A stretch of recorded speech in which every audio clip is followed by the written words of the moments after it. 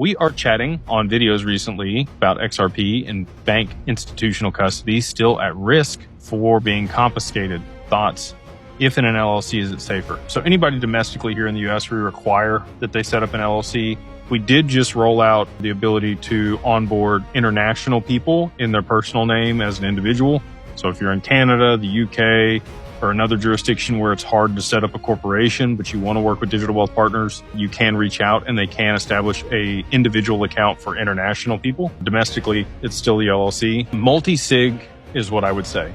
So you have to sign for your assets to be removed. If you don't sign, your assets aren't removed. So there's your answer. I mean, the government can't just come in and take your stuff. And that's the other benefit of, you still get a lot of the same control and options and benefits from self-custody. It's an FBO account for the benefit of, in your name. You own the assets through whatever corporation or as an individual if you're international.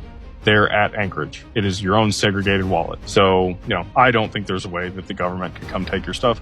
Nor do I think they're going to want to. I think that that's just people fear-mongering. The U.S. government, I think, has plenty of their own XRP. They don't need yours. When I went to Ripple and said, hey, can we lend you XRP and, participate in ODL?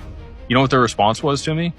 We have 4.8 billion XRP. Why do we need yours? That might change, but at the time, a couple years ago, that was their answer. I think the government feels the same way. They don't need our crypto.